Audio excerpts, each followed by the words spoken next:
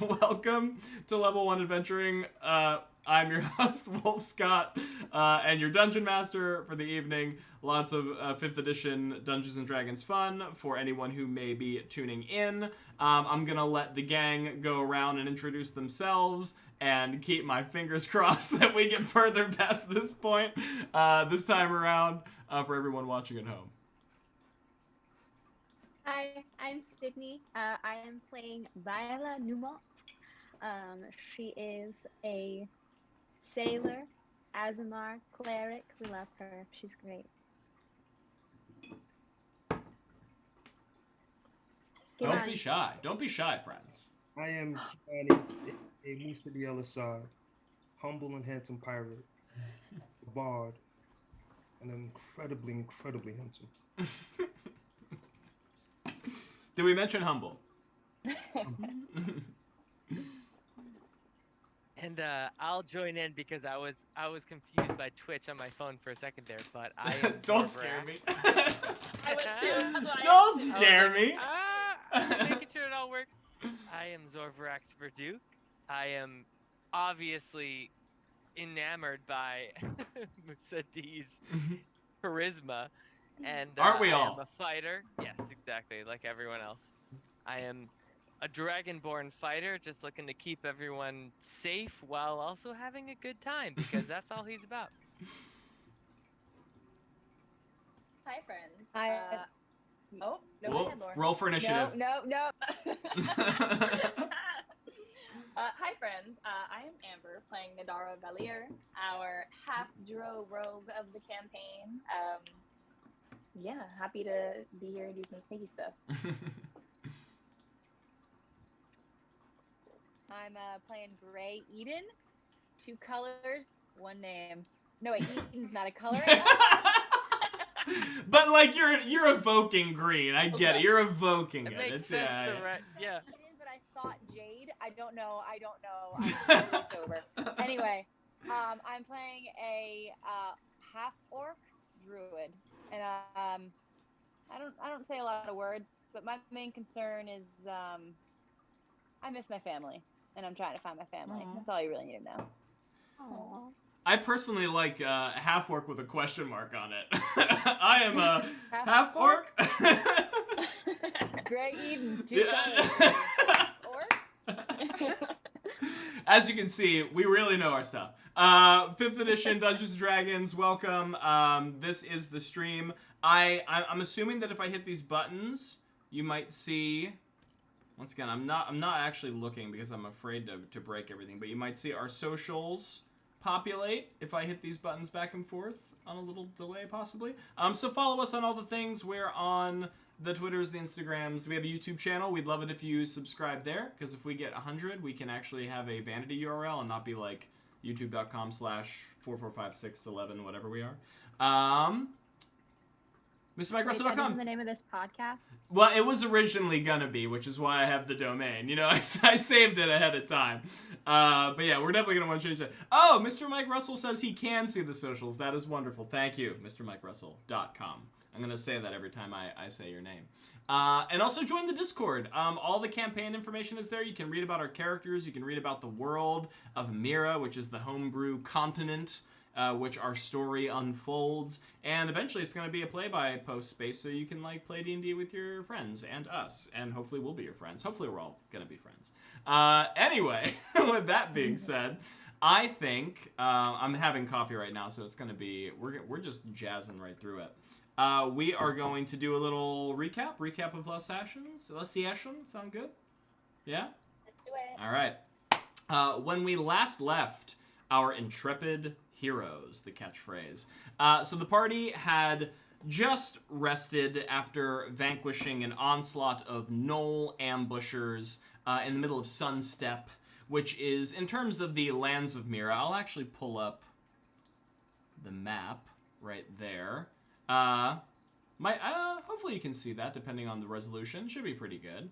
The map of Mira, you can see it's kind of the more southern-based area of the map. Lots of sprawling golden fields and prairie winds, tumbling plateaus. I'm just getting lost in the description of this area right now. Fended off some gnolls at a roadside establishment known as O'Nathy's Roadhouse. After they defeated these beast folk, they were treated for a night at the inn. They got to rest. Most of the party slept soundly, with the exception of Viola, who had a strange and mysterious vision, an otherworldly vision, perhaps rife with premonition, holy premonition. The gang then decided to gear up and mount for the journey forward. They picked up some information from the barkeep in that there was a particular gnoll of interest in Sunstep by the name of Corpse Eater, who is apparently leading these new ambush raids on the countryside. And there's currently a bounty being posted for Corpse Eater's destruction by the Valiants, who are the same organization that the party has already somewhat allied themselves with. They've met a young man by the name of Percival Graham, a young, nervous, knowledgeable, sort of squire in training, who has a lot riding on a particular mission he has of delivering a mysterious package to his uncle, who is a well-minted knight in the Valiant organization. However, the party has convinced Percy, much to his chagrin, that they should, in fact, take the fight to Corpse Eater, because ridding Sunstep of this menace is only going to improve his standing with the Valiants, and they'll get paid, which is always nice.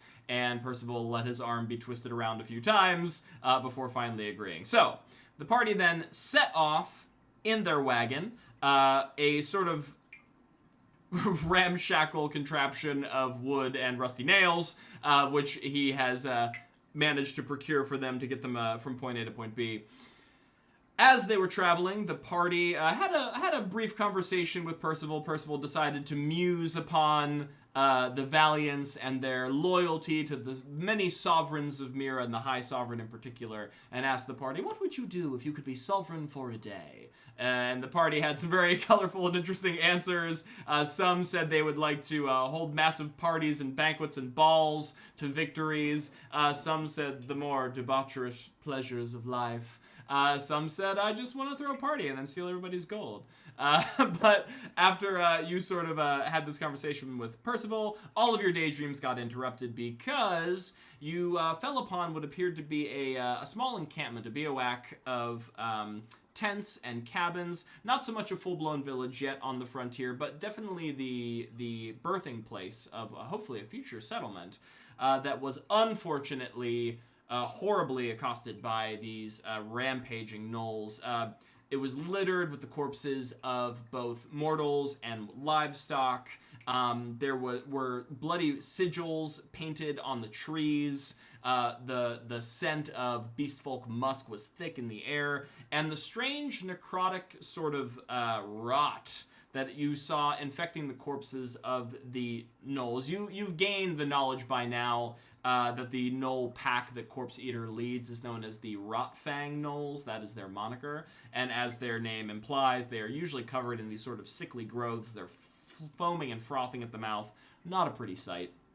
Definitely looks like the work of the gnolls rampaging across the countryside. The party inspected the destruction for a brief time. I believe it was Zorvarax got his hand a little muddied up with some gnoll goo, and got infected a little bit. But he's still kicking, just poisoned. But there was an important discovery made in that viewing of the corpses, in that everyone's been sort of trying to figure out what is going on with this rot, what is going on with these gnolls, and I believe it was Zorvarax's history check which determined that, excuse me, the coffee's coming up. Not all gnolls are as bloodthirsty and vicious and fiendish as this particular pack that you're following is, but the ones who are typically are beholden to a demonic spirit by the name of Yinogu, who is the Lord of Slaughter, the fiendish Lord of Slaughter. And as packs grow in power, as they take more blood and meat for their murderous master, Yinogu will bestow upon the pack certain blessings, and I use that term very loosely, blessings, because we're talking about blessings from a demon lord here. In particular, the Rotfangs have sort of manifested this strange, sickly these same strictly growths on themselves to help further their mission of exterminating life across Sunstep. That has been their sort of gift from Yenogu. And because their pack is gaining in strength, that rot has actually began to spread and take hold of the landscape. You could see as the party traveled further across Sunstep and into the autumnal-leaved birchwood forest, the little sprawling pockets of nature that are scattered across Sunstep, that a lot of the trees began to wither, they began to gray out, and I believe Nadara even tried to interact with one at one point, and it practically disintegrated under her grip. So their influence not only is affecting the people of Sunstep, but is now affecting the very land of Sunstep by Yenogu's will. So definitely the party has a little more incentive now to maybe strike while the iron is hot in terms of where Corpse Eater is. Following the Trail of the Knolls past this encampment, they were hoping to come across a trading post that Percival pointed them in the direction of, called Cerncester's Outpost. He assumed that because the Knolls passed by this area, that maybe someone at Cerncester knew, maybe had an idea of where the Knolls were coming from, and unfortunately, by the time the party had arrived, they learned that not only did Cerncesters know where the Knolls were, the Knolls kind of found them first. The entire area has been occupied by the Rot Fangs. The same bloody sigils are not only painted on the trees, but on the building itself. It's riddled with black arrows and claw marks. Those same piles of corpses have been ritualistically aligned in sort of a circle around the entire property. You could hear some yipping and yowling of gnolls in the distance as they held their vigil and watch over this newfound base of operations that they've carved out for themselves. And so the party knew with pretty good certainty that if this is where the gnolls were operating from, probably a good place to start looking for Corpse Eater and hopefully end her reign of terror. Party debated a little bit on how to move forward. Eventually, Nadara decided to scout ahead and take a look at the layout of their battle positions. Could see that there were a couple different guard posts of gnolls all around, scattered about front and back. There was also some that looked like they were just recovering from a night of heavy drinking of Cerncester's stores in a side house. There was also a door in the, part of that side house. One of the doors seemed jammed shut, forcibly locked, if you will, by the gnolls from the outside. And she did not have enough time nor guile to slip inside the building to get a look there. But we can assume probably that more of the bloodthirsty fiends are holed up inside. Came back out to report this information to the party, and everyone was deciding how to move forward when Zorvarax, of course, boldly proclaimed that he will not skulk nor sneak, but march proudly into the fray, to which, of course, our ever-charismatic bard decided, well, let me play you on. And so, while Nadara and Yoan took to the shadows to try and get their bearings on this whole situation, Zorvarax and Musadi proudly announced themselves, and the gnolls began to descend upon their position. Took some cover behind these large wooden barricades and wind shields that were there since Cerncesters was occupied by the less bestial variety of humanoid, but they are now using them as perfect little arrow perches, peppering the party, or at least attempting to, with arrows. But Yoan and Nadar got the drop, killed two pretty quickly on, and then I think Musadi also chucked a dagger into one's eye, so cutting down some of the rank already. But I believe it was there that unfortunately we started experiencing some stream issues, so we ended pretty much mid-combat, which is where we'll be starting. So hey, everyone loves a good fight. So a couple points of order for, I guess before I move into that, do we have any questions from the party members about all the information that I just shared with you there? Do we get to pick which group we're with? Do we get to like pick we weren't here which... last. Oh, we weren't yes. Here last time. Yes, that's gonna be when I said point of order, and then I was like, no point of order. That will be the point of order. Yeah, for sure. But yes, any sort of, I guess, more narrative questions before we get into like the brass tacks of the mechanics of the space. Or are we We feeling haven't pretty good? seen Corpse Eater yet, right? Correct. Yeah, the only gnolls that you've seen are largely the rank and file ambusher minions that you dealt with before. This time, however, it does look like they've scavenged some of the equipment of Sir Ancestor's outpost, so they're a little better outfitted, but they're still not exactly sized for it. They're not exactly treating it well, but they're at least a little better armored than they were before. Totally fair. Anything else? No. Nar? Okay. So, points of order. Number 1, just for DM things. So, I was mistakenly not applying the poison status to Musa D, and... Well, Zorvax actually hasn't had a full turn yet, so it doesn't really matter. So, Musa D, you would have had disadvantage on the dagger that you threw. However, you threw so high that even with the disadvantage, I don't think it would have mattered. So... Don't worry about it. And then I proclaimed last stream that the barricades and the trees deeper into the forest behind you were half cover. I think I'm going to say that's 3/4 cover now, is I believe the term. So it's a bit thicker in terms of the coverage for them and you, depending on where you are on the map. But beyond that, our current scene, and then I'll let you guys decide where you are sort of filing. And I also have... I'll need to have Viola and Gray roll initiative. We'll get there in a second. You have Sir Ancestor's Outpost, this battered, bloodied building, which is situated upon a sort of golden hillside, right?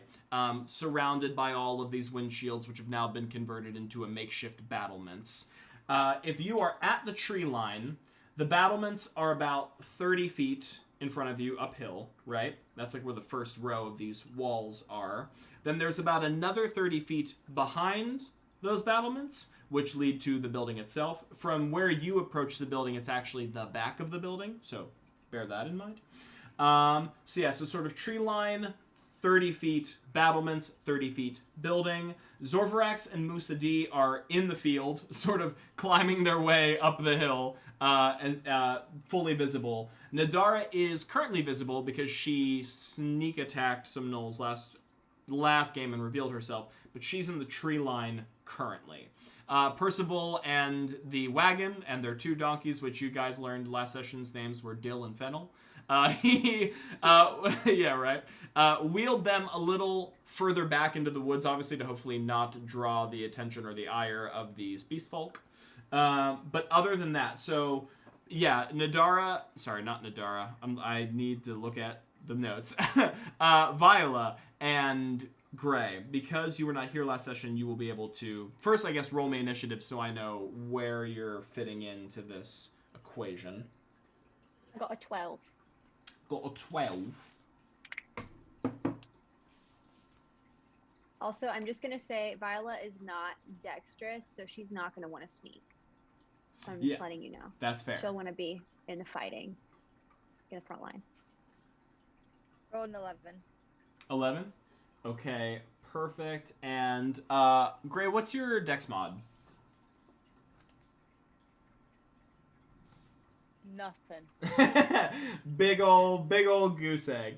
Okay, so if that's the case, it actually works out pretty well because I don't think that changes our initiative order too much. So the initiative order is Musa D, Nadara, Viola, Knolls, Gray, Zorvarax, Yoan. So pretty much a lot of people who are just joining the fight have not acted yet, which is good. I believe last session, Musa D had just thrown a dagger and did a flourish, spinning around his friend, getting back behind the meaty Zorvarax, the scaled meaty Zorvarax.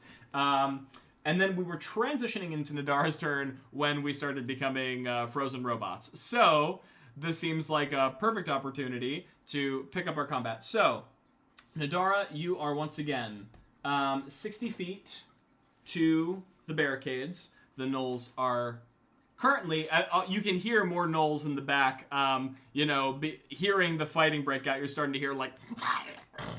You're starting to hear them get riled up and slowly descend on your location. They have not yet appeared. So after Yoan's firebolt and your sneak attack and Musa D's dagger, out of the 5 that were originally watching the post, there are only 2 left, both backs up against the barricades, longbows drawn, ready to get saucy. But that is where we are at currently. Didn't realize I was muted. Okay. So the 2 that are up against barricade are about 60 feet away. Yes. Beautiful. I'm gonna take a crossbow shot at one of them. Crossbow, and that's a light crossbow, yes? Yes. Yes, light crossbow. All right, just want to double check the range so I make sure I'm applying any penalties that I need to apply. Oh no, range within 80 feet. So yeah, you are good on that. So the only thing you'll have to contend with is their cover, obviously. They see where you are, so there's not going to be any advantage on the shot, so it'll be a straight roll. Okay, perfect. I'm still gonna take it. Alright. Let's see.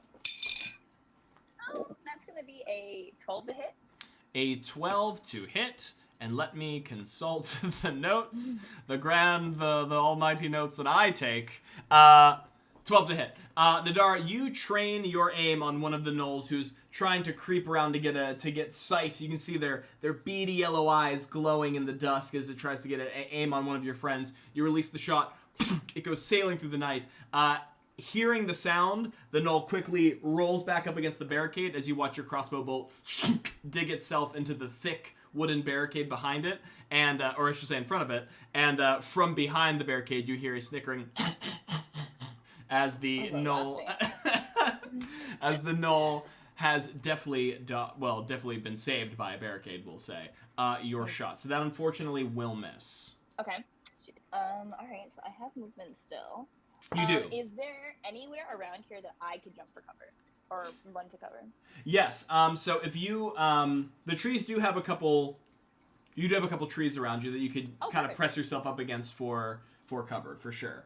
And I'll say this much too, in terms of the battlefield is situated on a hill, right? Sort of like in a round grove of trees. So you can maneuver obviously left or right as well as front or back. The grove obviously spreads around the hillside, but that obviously puts you kind of further from the allies, if that makes sense. Yeah. So there's trees all around you, just depends on how wide you want to go before you move up, per se. Okay. Are there trees within, what is that, 30 feet? Yeah. Are there trees within 10 feet of me? Yes, absolutely. Yeah, I want to take cover behind one of them. Okay. So Nadara peeks her head out, cracks her shot into the night, sticks in the barricade, and then quickly twists behind, places her own back against a tree trunk. So you have a pretty good amount of wood between you and these possible black arrows aimed your direction. I'm feeling that. All right, cool. And then, so that was your movement, that was your action. Do you have anything else that you would like to do, Nadara? No, I think that's it. I don't have cunning action yet. Not yet, yeah, I know. Waiting on that level, too. I really am. Viola, not one to shirk her holy duties, the one who pretty much convinced everyone to go gnoll hunting in the first place. You emerge from the tree line. You are, we'll say you're starting from where the tree line starts because you would have been marching out from the wagon. That's where we had you last time, was sort of nursing your wounds from before.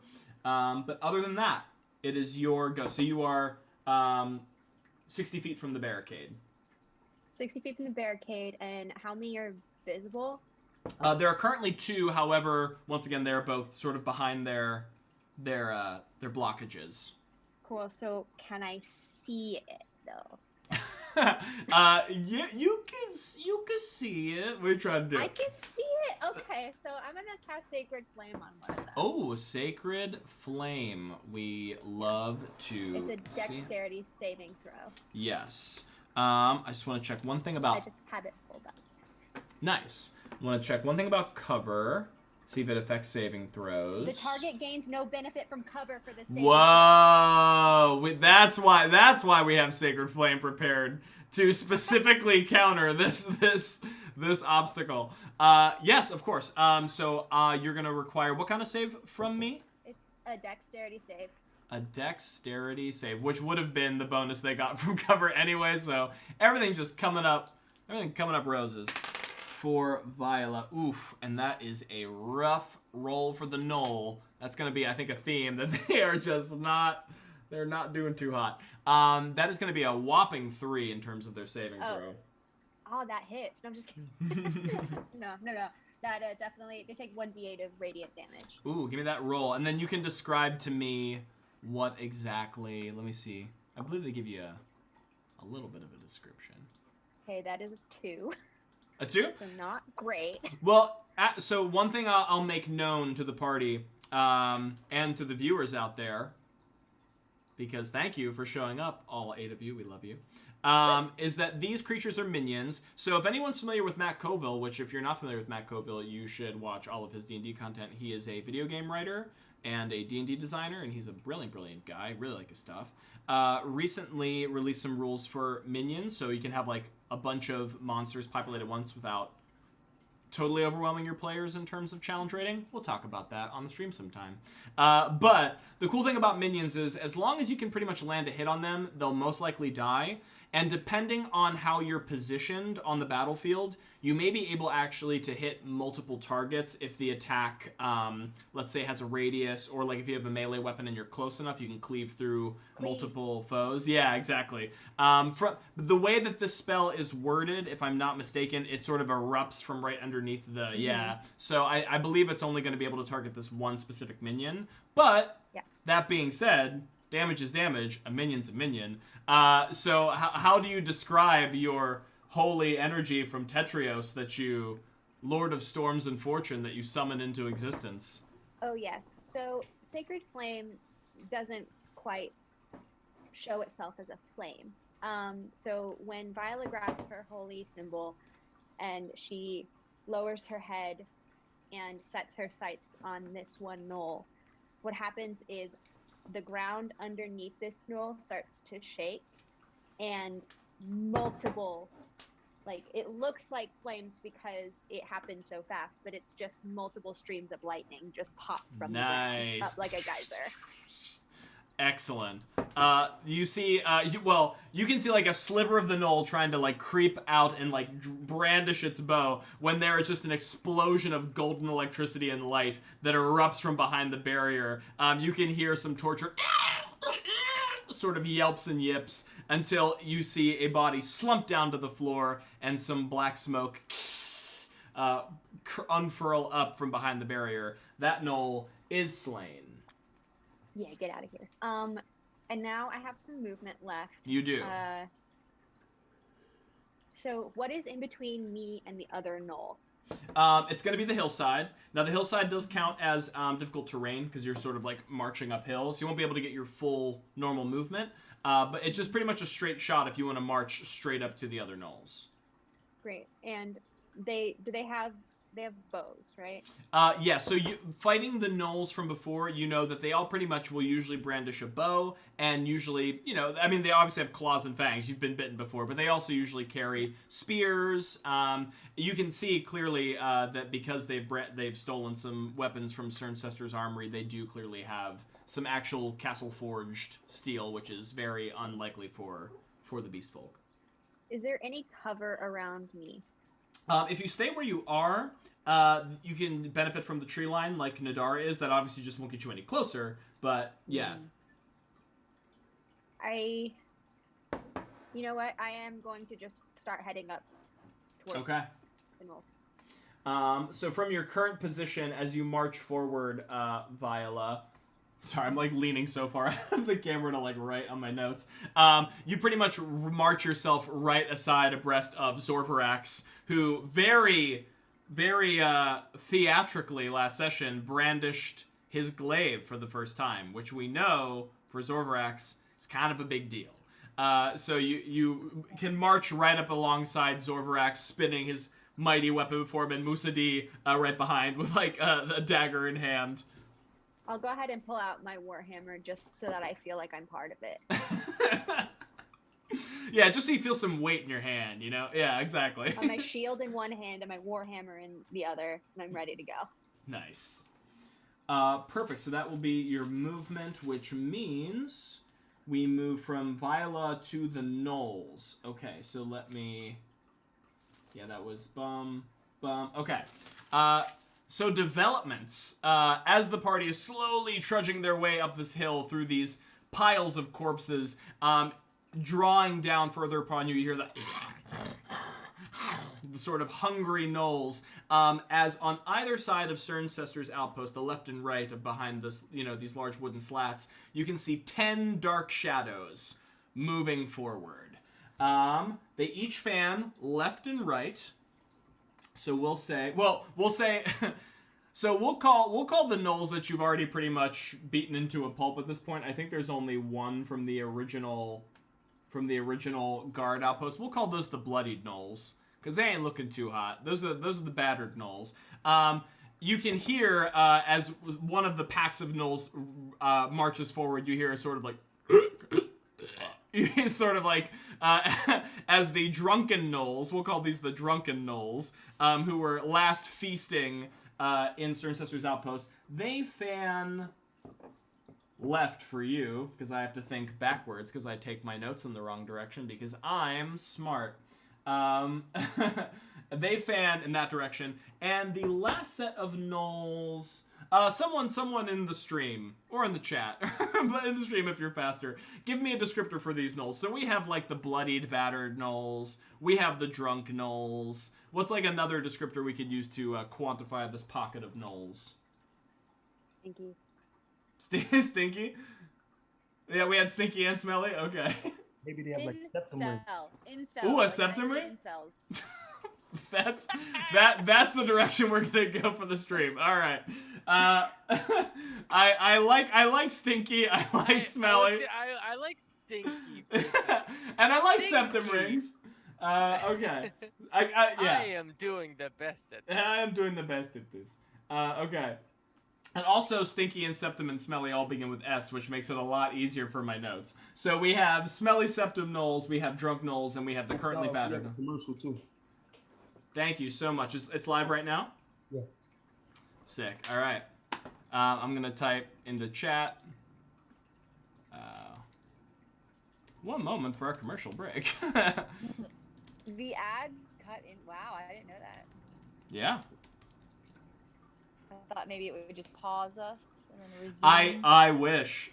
Yeah. Well, Yeah. you're supposed to get. I said it so I'm supposed to get notifications, but I don't know. Maybe it's because Streamlabs, which is the platform that we're streaming from, isn't exactly Twitch. It's like, it's like a partner thing. So maybe it sends it to Twitch, but not Streamlabs. I don't know. But it should only be about a minute. So once that fades out, let me know. It is Oh, I think we're back. finished right now. Finished right now. Okay, perfect. So 10 black shadows rush out from the other side of Cerncester's outpost. Drunk gnolls, smelly gnolls, and now the currently battered gnolls all take up position behind different points of the barricades. So I'm gonna say that bloodied gnolls is not gonna put a lot of faith. The last bloodied gnoll is not going to put a lot of faith in drunk gnolls. It turns its head and it sees like the belching, frothing brethren enter the field and sort of shakes its head. And movement action will scamper towards its friends on the other barricade. So that's going to make 6 in this area. So we currently have Viola and Zorvarax, who as far as I know are out in the field with no cover currently. So I think that is going to be our main targets here. So if we do 6... Ride or die. Well, actually, Musadi's on the field as well. So let's spread the love. We'll say Musadi's benefiting from some light cover, the cover being Zorvarax. But, that can always be helpful. Oh, you said that. Okay, so number 1, the Minion Rules also, to expedite things, they can attack sort of as a group. So you can see when it comes to the Drunken Knolls, a bunch of them slowly slumber and slouch their way for the other side of the barriers, and sort of raise their bows, draw back. We'll say that the Drunken Knolls, because Viola's given me come at me hands, we're gonna say that the Knolls are aiming for Viola. Why? I'm bigger. That's true. You are technically bigger. Okay, so let's see. I'm an easier target. Let's see. And then that is going to be. They didn't roll too high on things. That's going to be a 13 to hit. That misses. Viola, you quickly raise your shield up as you see the gnolls slowly. They're not quite as quick to the draw as they might otherwise be, and it gives you ample time to put your shield in front as they thunk, thunk, release 2 shots and they thunk, thunk, stick into the front of your shield. Just gives you some impact tremor, but you are fine. Then we'll say against Musa D, same deal. We got... that is also going to be a 13 to AC. Yeah, player, you missed me. So we'll say these gnolls quickly fire forward, but Zorvrax being in front does a wide swath of his glaive and sort of slashes the arrows out of midair, defending his friend to the very last. And then Zorvrax, let's see if you actually taste Gnoll Vengeance. Ooh, you might actually. So that is going to be a 21 to hit. Yes, of course that. We're Okay. level 1. We are level 1. I mean, this honestly might be maybe the 5th time the gnolls have hit you. They've been rolling really poorly. So, True. I mean, like... This is true. Yeah, you are It's being... about time. Yeah, grace of the gods here. Zorvrax, so that meant you have... Did I do that math right? Yeah, 2 arrows coming your way. And the rules option, I'm reading my own effects that I wrote, because sometimes you forget what you wrote when you wrote it 2 weeks ago. Can you give me a dexterity saving throw, my friend? Oh boy, can I? Is it gonna be good? Ooh, 13. 13. Nope. That's 12. Zorvrax, one of the gnolls snickers as you're spinning and slashing the arrows out of the air. It draws its bead right on your scaly ankle, releases an arrow. It sticks straight through you, pierces your flesh, and actually sinks into the hillside behind you. You are currently restrained as you are pinned down by the gnoll's arrow. You suffer only 1 point of piercing damage from that. However, as you are struggling to free yourself from this current predicament you found yourself in, another arrow finds itself in your shoulder, and you take another 2 points of piercing damage, totaling 3. Ow! And let's see. So they that was a miss on Musadi, a miss on Viola, and then they fired. So I believe that is all for the gnolls for now. We got 6 over here and 5 over here. Right? Did I do that math right? We had 2, 4, 6, 8. No, I actually lied. So there, because there should be 11 gnolls, 2, 4, 6 is 3 shots. So you'll each get 1 more, and I'll just speed round these. 14 to AC. I'm gonna roll randomly. Viola, call. Say 1, 2, or 3. 3. All right, 14 to AC. Does not hit. All right, Musa D. Don't even worry about it. Bad roll. Zorvrax. I'm sorry. They seem to have it out for you. That is going to be... You're just so big they can't miss. I mean, I don't blame them. Yeah, that's going to be another 21 to hit, actually. So you are just getting tunk, tunk, tunk as you try and wrestle yourself free. That is going to be another 2 points of damage. Oh, okay. So 2, 4, 6, and then 7, 8. 3. Yeah. Wait, 2 points of damage, you said? Yes. So 2.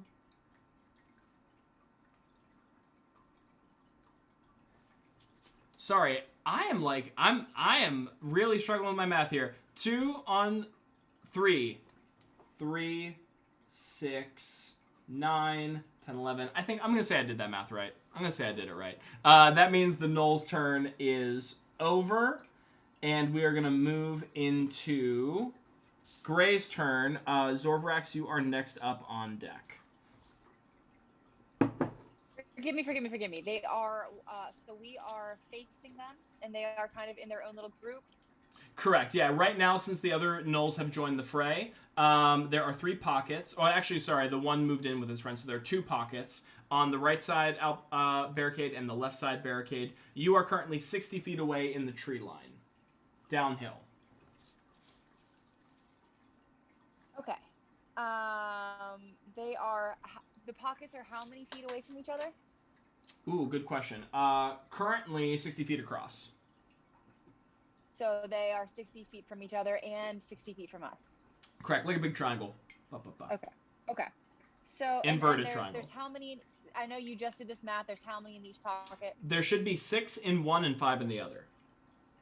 Hell yeah. Okay, so I'm gonna go for the 6er. Okay. And I'm gonna do a little spell called Entangle. Whoa. Grasping weeds and vines sprout from the ground in a 20-foot square starting from a point within range. For the duration, these plants turn the ground in the area into difficult terrain. A creature in the area, when you cast the spell, must succeed in a strength saving throw or be restrained by the entangling plants until the spell ends. Nice. A creature restrained by the plants can use its action to make a strength check against your spell save DC. On a success, it frees itself. When the spell ends, it conjure plants rolls away. Okay. Yeah, it's a 90 feet range, so. Yeah, you can definitely. I can get it. You can definitely cast it. You said what was the radius of the spell? 20 feet. 20. For a minute, I thought it said 200, but it's That would have been sick. Okay. 20-foot radius. Okay, yeah. So you could potentially entangle all of these jokesters. Yeah, give me a let's say give me an Arcana check to see if you could sneak in the last.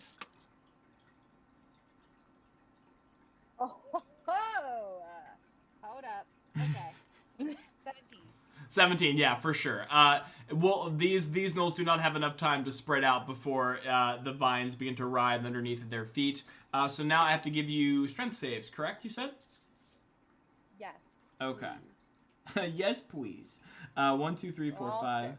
All 6. Perfect. And let me just take a look at their dex save, or strength saves, yes? Not dex. Strength. Woo! Oh! These Knolls. Having a hard time. Having a hard time. I don't think anyone cleared a 7. So I'm assuming that gets them all. I think Sydney's frozen. She just texted me. Oh, okay. She'll unfreeze. She'll be back. I'm sure she'll be back. Yeah. There she is. There she is. Nice. The internet hates me. I'm trying to disable every other thing in my apartment. So wait, what does that mean then, Wolf Dog? Does that mean that the Knolls can't move at all? So let me take a look at the spell again. I believe they can still make attacks, but at a penalty, and I do not believe they can move until they break free. So let's see. Areas, difficult terrain. No, a creature restrained by the plant. Sorry, go ahead. Sorry. No, Please, go on.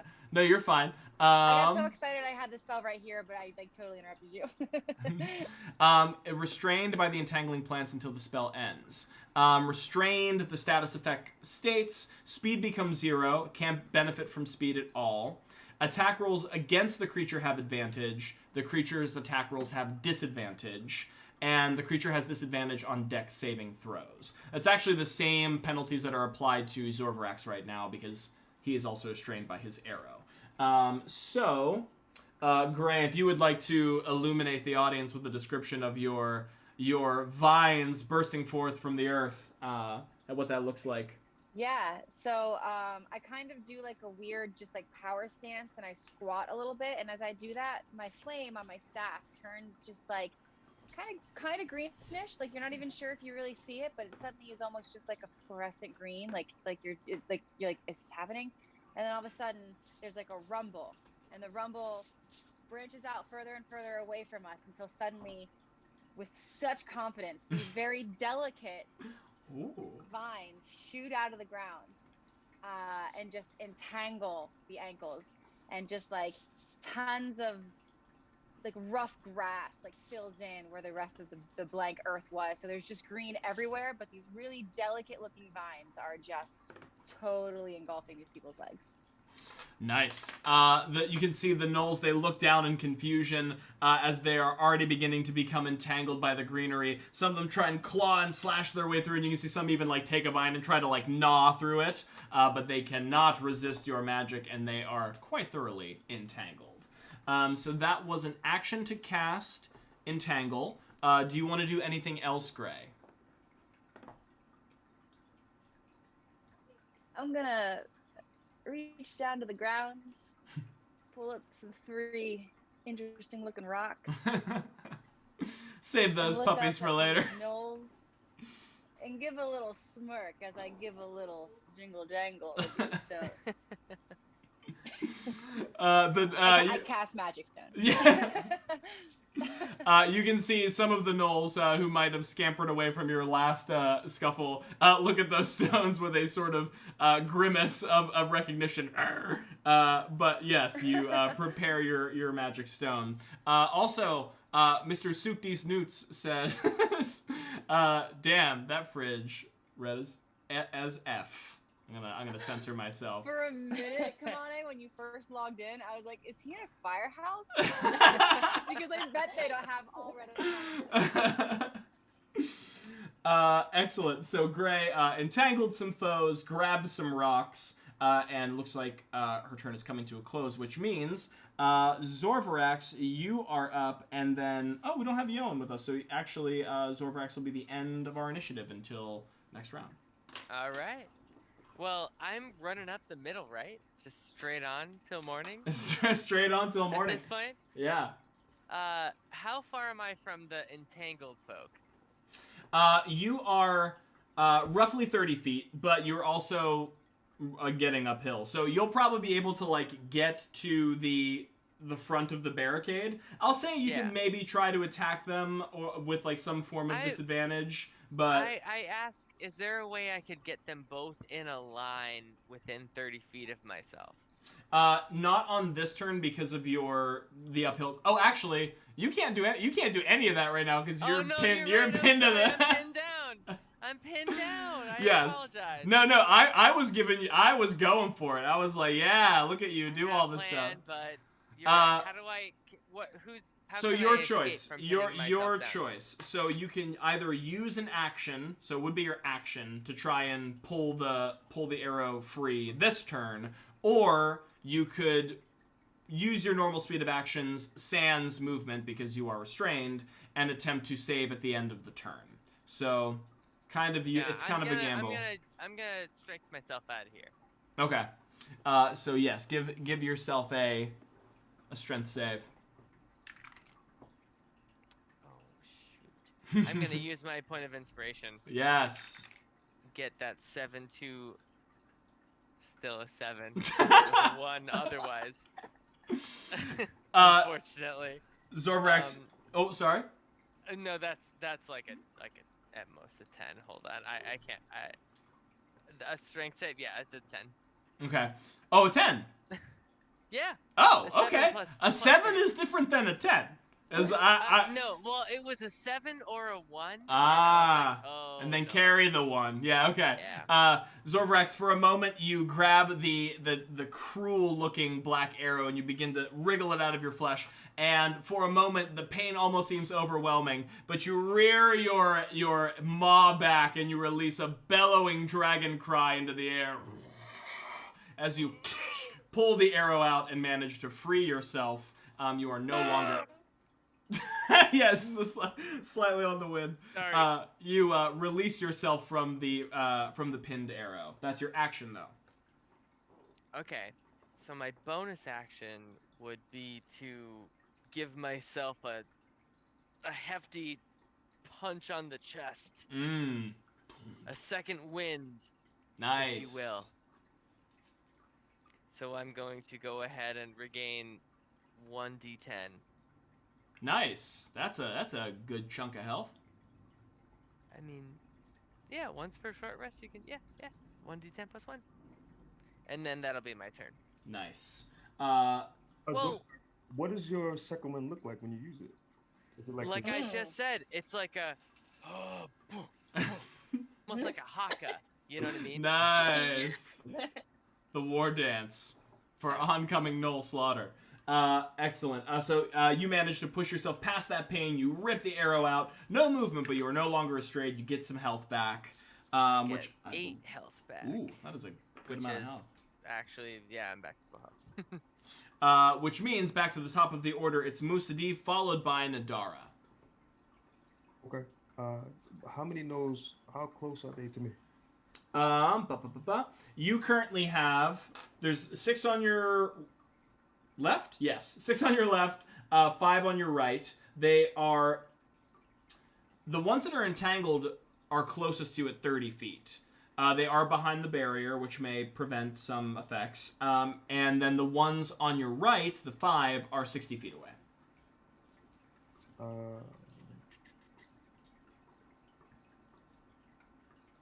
So that means if I charge a group of no's, there'll be multiple no's against me. Correct.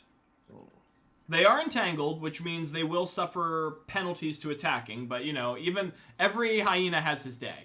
He might roll a good roll, and then you get riddled full of holes. and how many? I threw one dagger. Do I have multiple daggers, or is it just that one?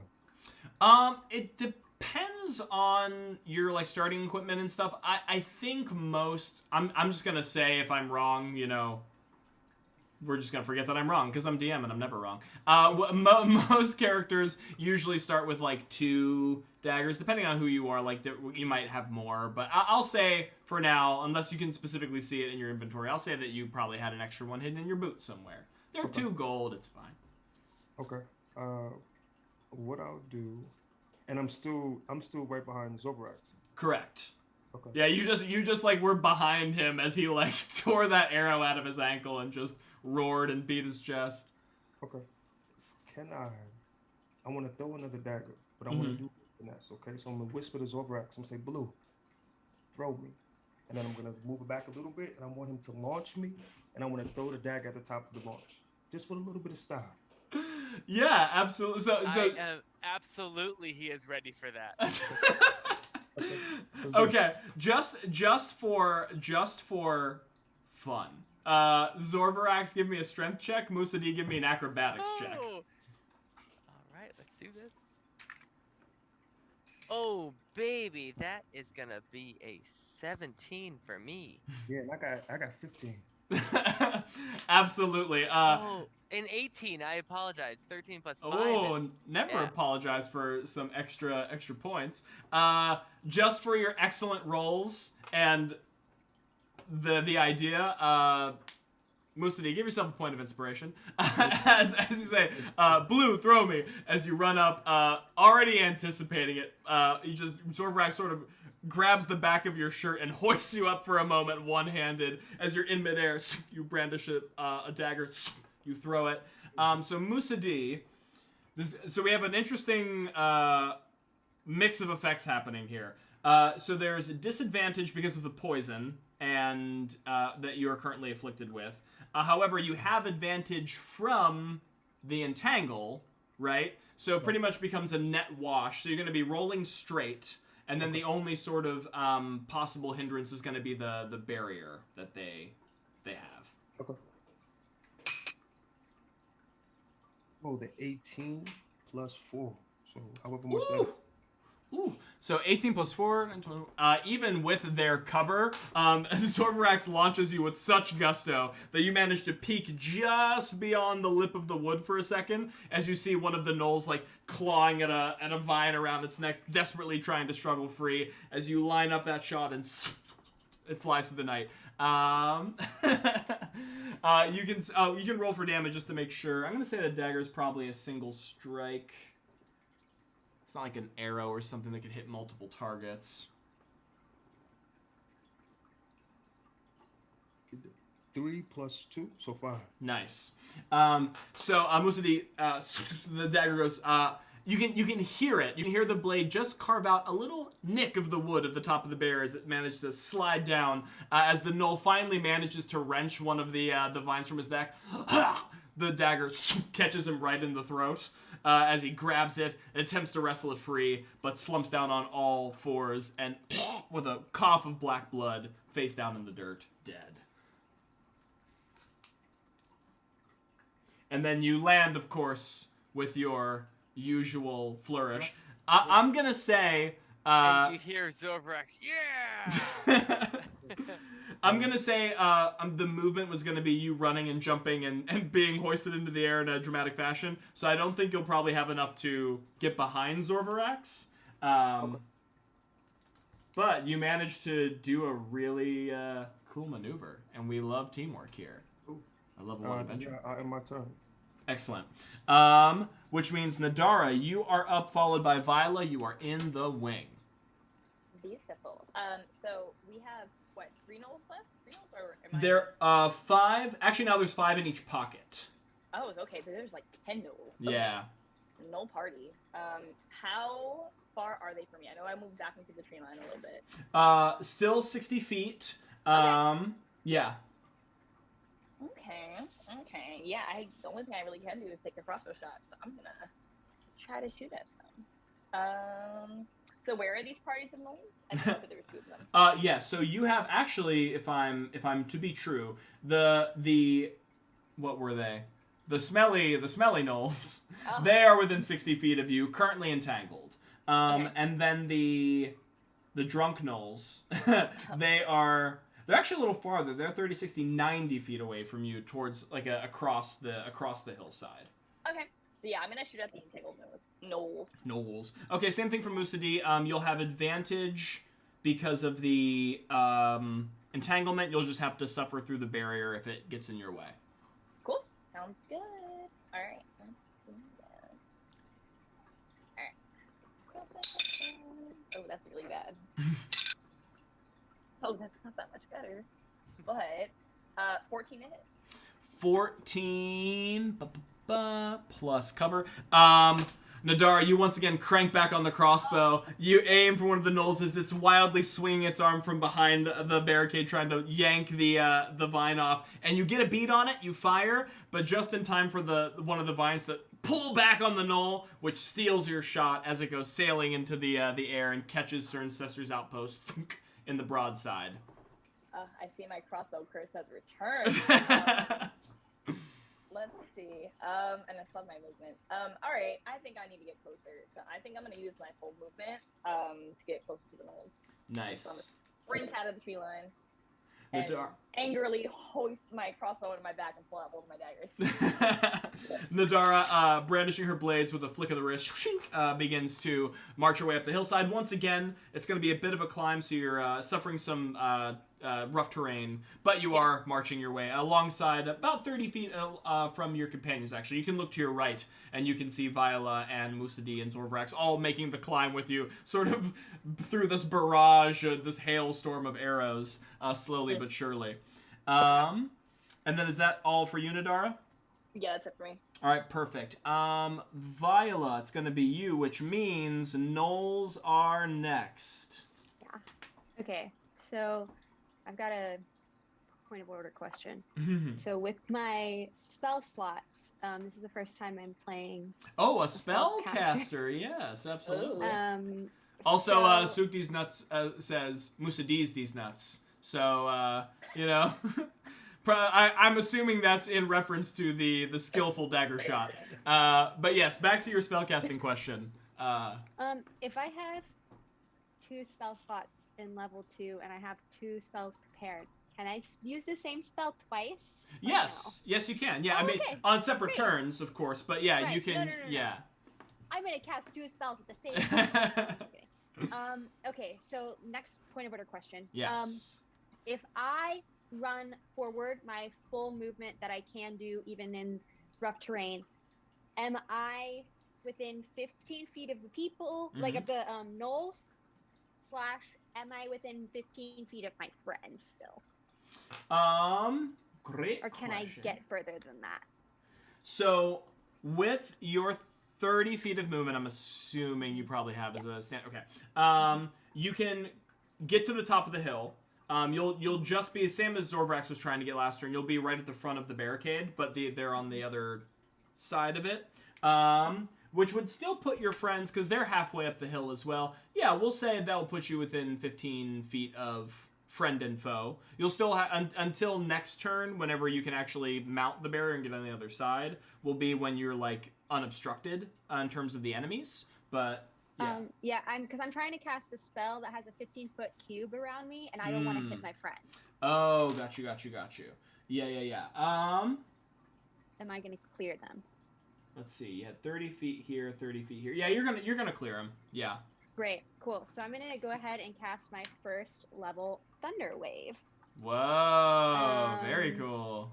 So basically, everybody within a 15-foot cube of me needs to make a Constitution saving throw. Ooh. Oh no.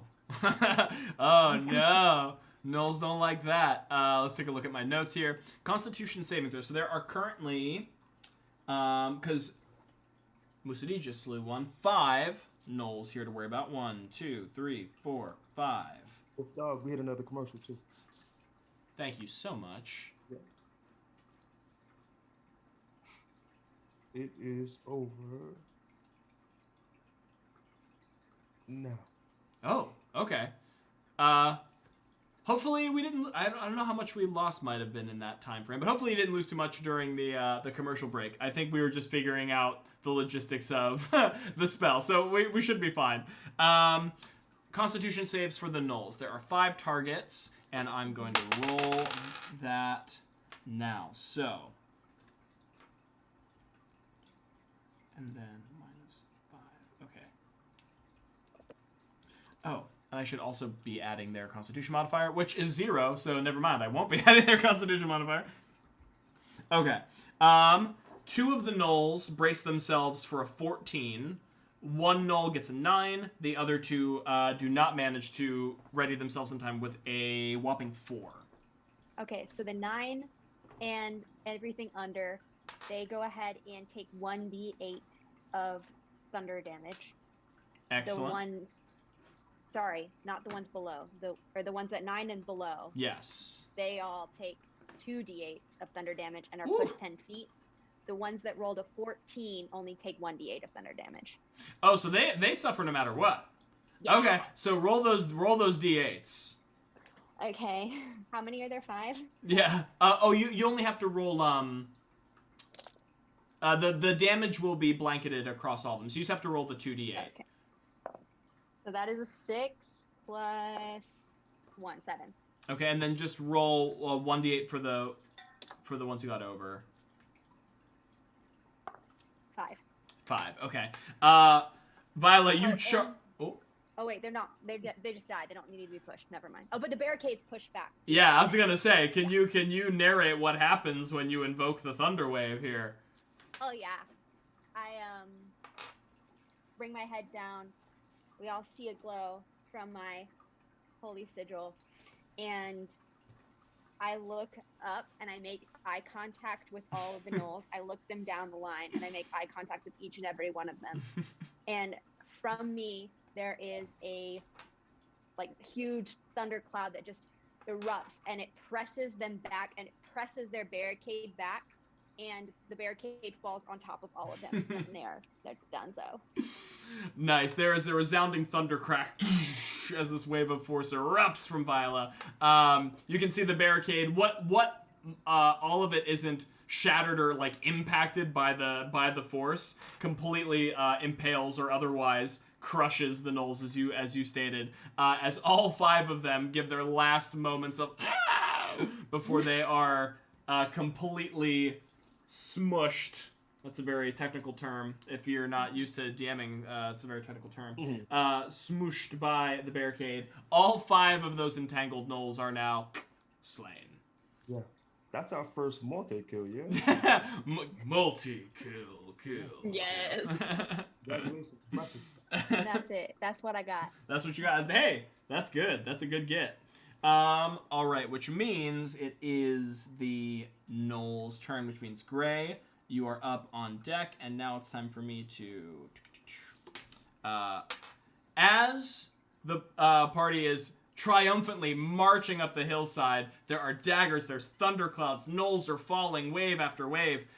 In the distance, you begin to once again hear some excited, some bloodthirsty snarls, but you also begin to hear a tunk, tunk, tunk, tunk, sort of the sound of metal on wood, rhythmically pumping, growing ever nearer.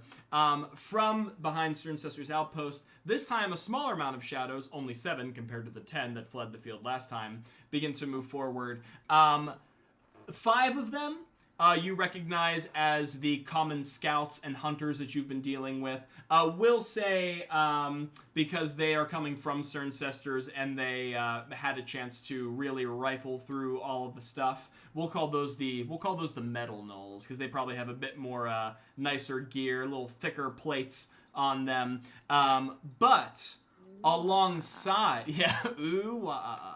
but aside from these 5 more well-equipped gnolls, you see 2 other hyena folk, a bit larger in stature, maybe standing a head taller, definitely not runts of their litter, right? Beginning to march forward. You can see, first you hear them announcing their approach, but you can see now that each one of them has brandished one of the human-made great shields from Sterncester's outpost.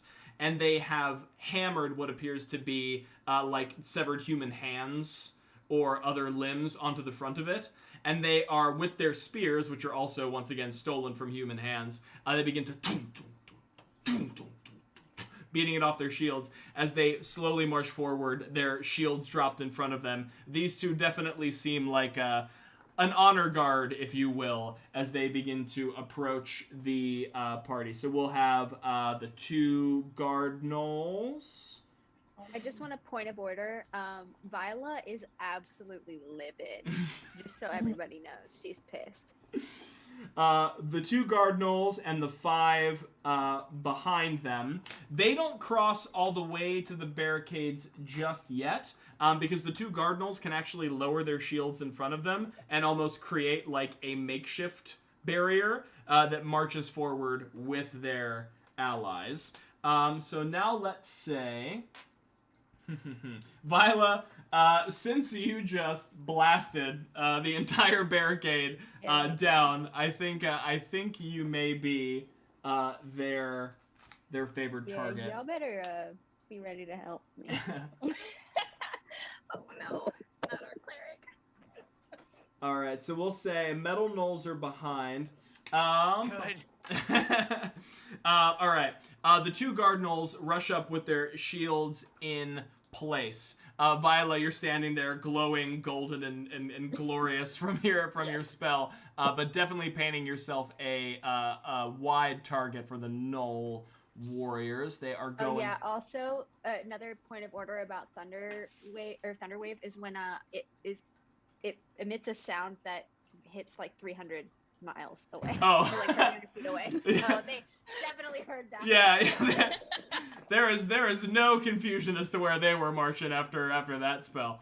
The Gnoll warriors descend on Viola, their shields forward, their spears readied as they lurch forward, and they stab forth. Let's see how they do. Ooh, okay. The first one actually might not be too impressive. That's going to be a 7, 8, 9. 9 to AC. Oh, you're on mute, but I assume that's a miss. Oh yeah, it's a miss. The other one is going to be a 16 to AC. That also misses. Oh, dang. You have 17 AC? Yo, I have 18 AC. Whoa, dang. All right, so we'll say that those gnolls are just trying to establish that you're blocking their blows, but giving their little posse of gnolls, their minions, we'll say, just enough time to surround your friend. 1, 2, 3, 4, 5. So yeah, you watch as this pack of gnolls just descends upon Viola, manages to block the first 2, but the frenzied pack is just behind and ready for blood. So first things first, Viola. Because they are flanking. Okay. doing some math. Oh, okay. With the advantage they had, they would have missed, but I believe it's going to be 18 straight to AC. Cool. Okay. So if I'm doing my math correctly, that's going to be... Sorry. There is so much math that I have to do whenever multiple monsters attack. So first things first, I'm just going to say... 1... Wait, they're all attacking me with the same 18?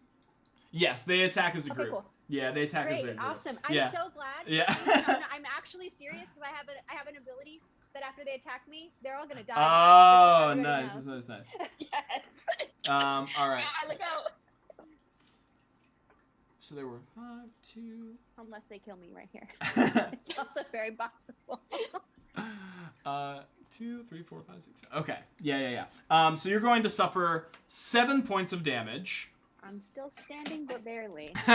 And Viola, as they surround you and you can feel the gnolls begin to pepper you with their spear tips, you manage to turn around just in time to see one of the gnolls open up that stinking, wretched maw and sink down into your shoulder. You begin to see the black ooze of their drool spill out across your armor. Can you give me a Constitution save? Yes. And then I have something to do after. Yes. I'm gonna use a point of inspiration. It's gonna be 19. 19. Okay, so yeah, you begin to feel the corruption pulsate through your blood, but the blessings of Tetrios manage to steal you away from it for a moment. You are not poisoned. Great. Oh, And now- also, sorry. you have necrotic resistance, right? I have celestial resistance. Is that something? I know that it gives you resistance to radiant damage. Does it also give you resistance to necrotic damage? Listen, I didn't write that down. Because if so, I'll Where do double. Where do I find that? It would be under your Azamar racial features. I'm gonna quickly look up it online. Celestial. Yeah, you have resistance to necrotic and radiant. So actually, minus down that 1 point. So instead of the 7, it would have been 6.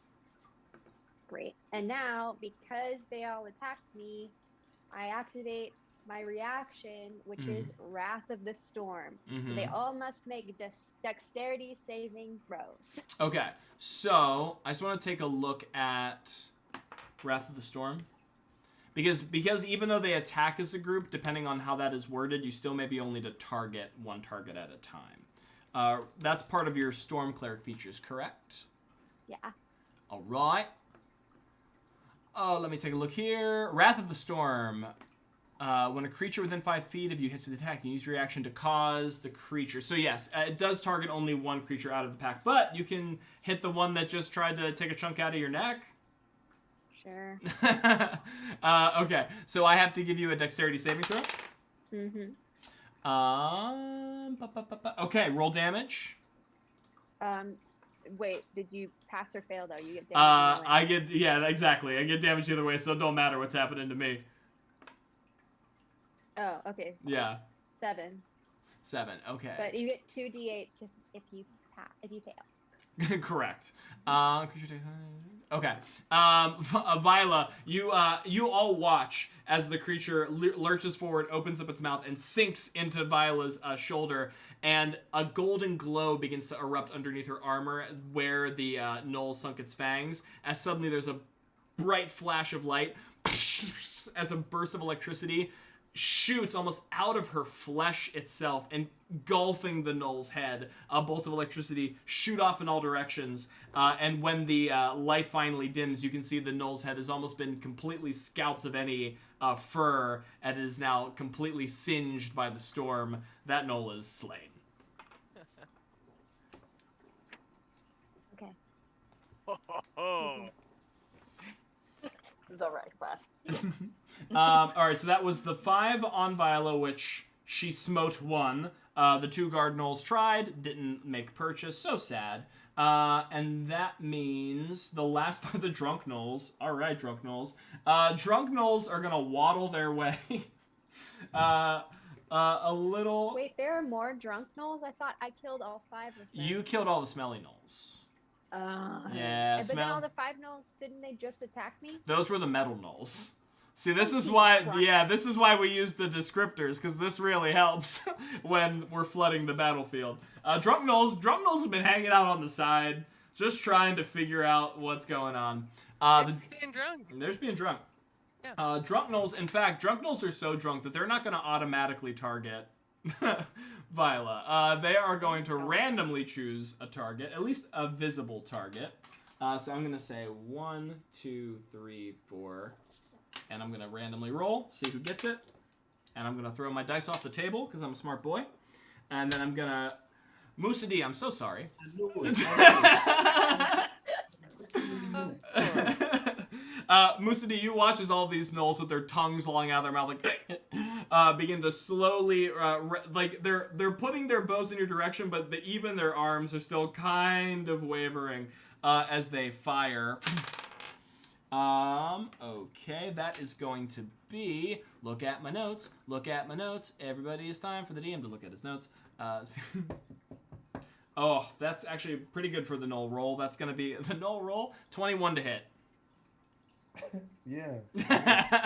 Okay, Musa D, can you give me, as these drunken gnolls, even a broken clock, what's the expression? Broken clock is right twice a day? Every drunken gnoll pierces a leg once a day. You may have an arrow careening towards your ankle if you can give me a dexterity save. Again, I'm adding my modifier to whatever I roll, right? Correct.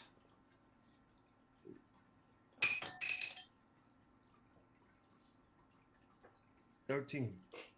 13. Let me double check the number. Okay.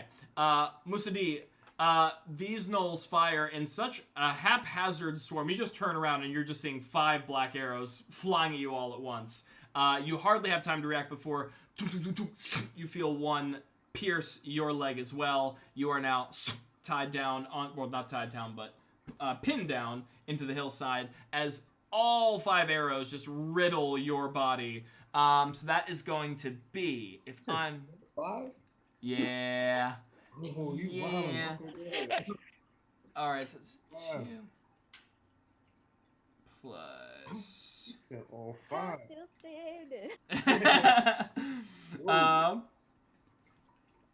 Yes. If I'm doing that math correctly, it's... Whoa, actually, I'm not doing that math correctly. Holy spumonies, I'm smart. Wait, are any of these the ones that I entangled? No, Viola smushed them. All of them? All of them. Musa D, that is going to be a grand total of 4 times 2 plus 1, 9 points of damage. Dog, you just took me down. Musa D, you turn around, you watch as these drunken gnolls who've been sitting on the sidelines waiting for their moment, finally wait for Musa D to land from his amazing maneuver to look up. Just gets riddled with these black arrows and he falls to the ground.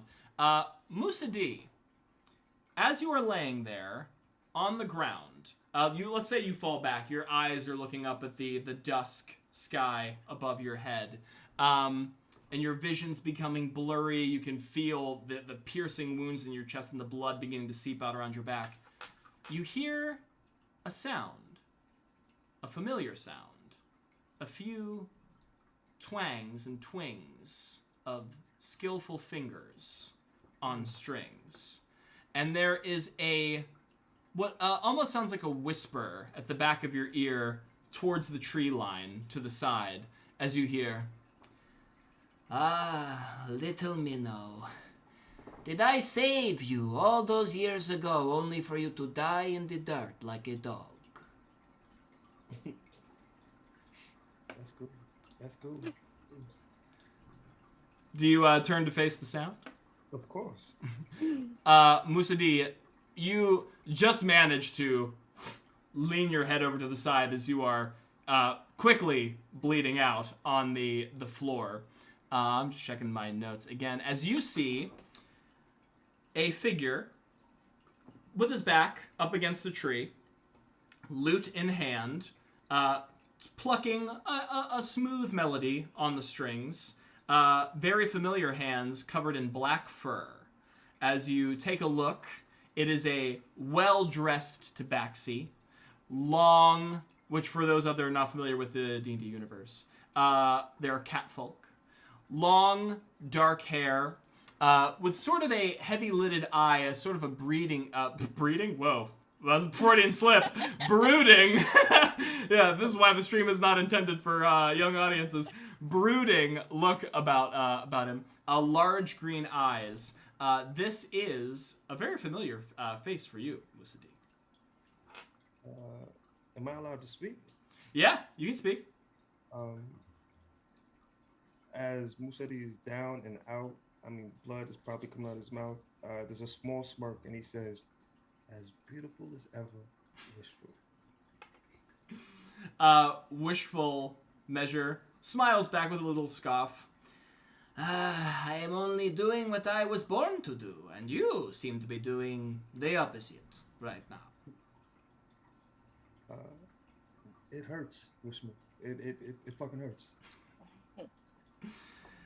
Yes, when you are so close to the veil between worlds, I imagine pain too shall slide away in time. As he does like an emphatic slide on the lute in the middle of his song.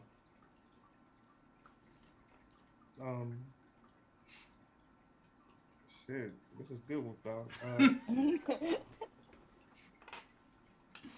So Wishful, I'm bleeding. Do something. I'm bleeding. Musadi, I am here to give you encouragement. I am here. I have already done much for you in life, little Minnow. It is you now who must go the rest of the way. Swim the stream, as it were. I don't know what the fuck you're talking about, Wishful. Just help me, please. As far as I can see it, there are only two ways out of this predicament. You either bustle yourself up, get to your feet and fight, or he continues to play his song. I mean, okay. Can Musadi try to get up? Give me a Constitution save. This is cool. Okay.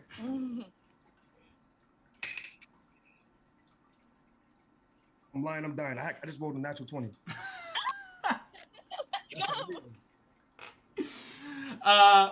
Yeah, okay. You know, I was not expecting that, so we're just gonna go with it.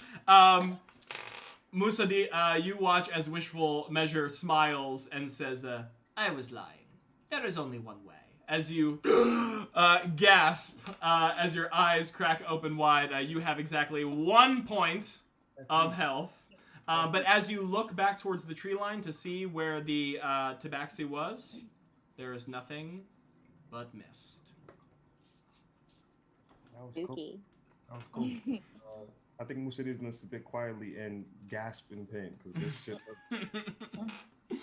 All right, so I'm gonna treat that as your successful death save, Musadi. So we'll do that a turn early.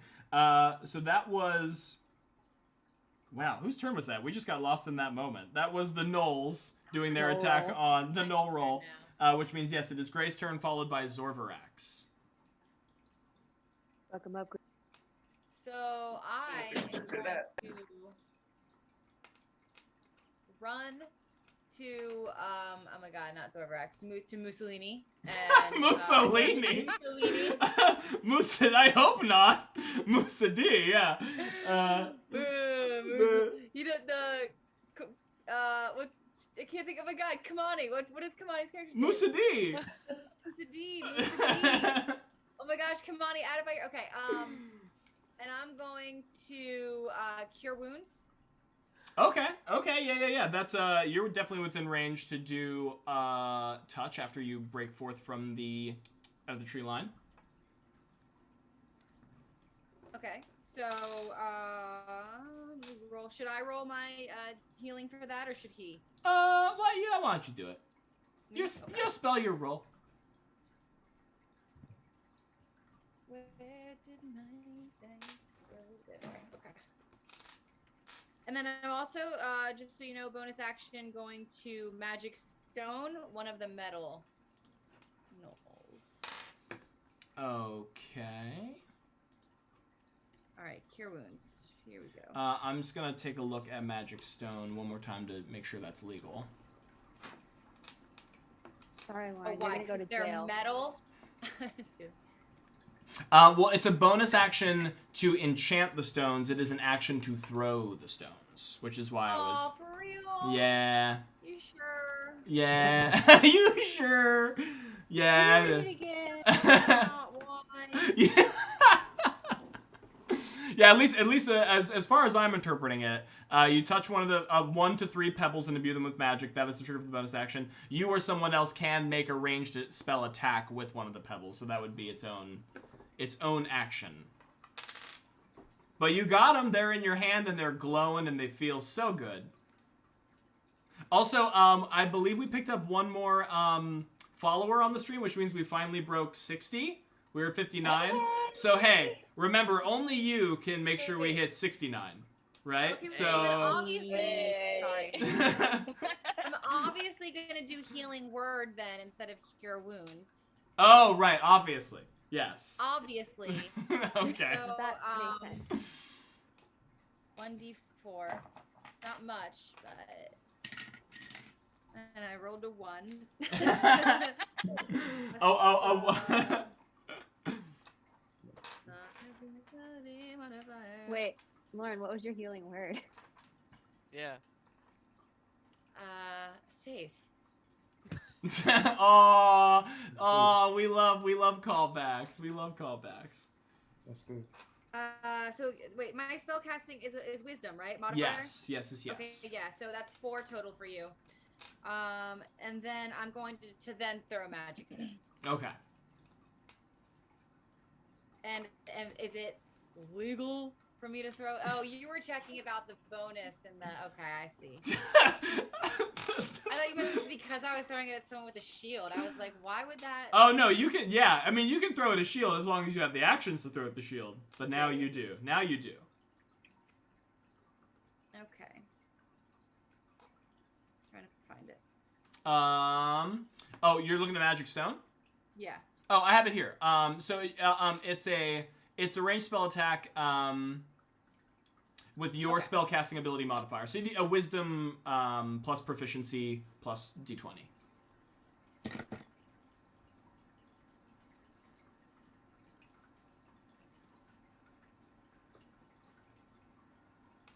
For some reason, I don't know why, I just wanted to sing, "No, put your records on." It has nothing to do with anything. It's just in my mind. That's what I heard was.